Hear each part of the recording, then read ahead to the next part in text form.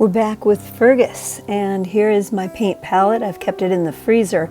I have a bottle of medium so that I can also thin out the paint if it needs to be reactivated.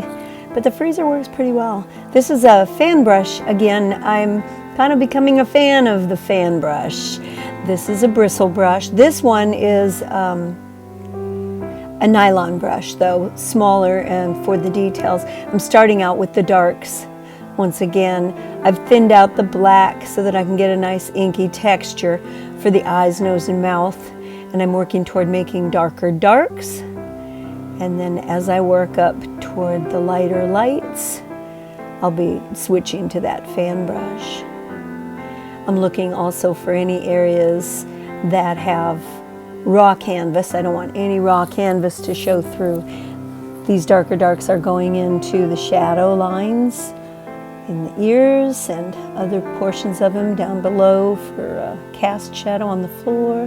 Now I've switched to the fan brush and I'm picking that reddish brown color that's called raw sienna, and I'm mixing it with a little bit of black so that it's not super red, but I do want to get a variety of browns, as I mentioned before. So I'm putting a little bit of each on the brush all together and letting them sort of mix on the canvas. So depending on which way I angle the brush, I may catch a little of more of one color than another. So I like the way that adds color to the dog. Of course, the lights are going to go over it so it won't look so pronounced as red. Here comes some lights right now. So I'm going to follow the direction of the fur again, and there I cleaned my brush, and now I'm putting on the really light lights, which are, again, it's Naples yellow mixed with zinc mixing white.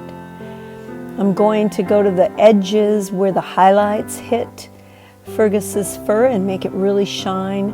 I'm trying to stick with a lot of those texture marks that I made the first time, while at the same time smoothing out other parts of him so that he does look silky, because parts of him are silky and parts of him are kind of gritty. And I want it to be that way, to where there's a variety of types of fur as well as color, of textures of fur.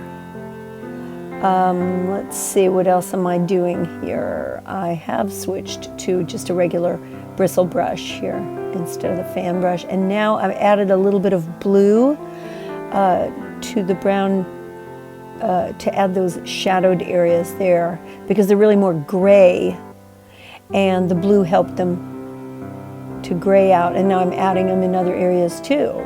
Gives them more variety, more depth, more realistic shadows.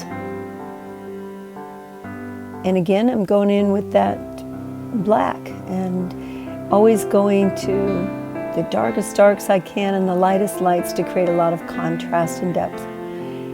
Down below, some more shadowed areas, and then I put some blue in the shadowed areas, and I'm using that throughout to redo the background a little bit, make it more interesting. I added a little light onto the floor as if it's reflecting off of a shiny floor, and he just slid in and landed there.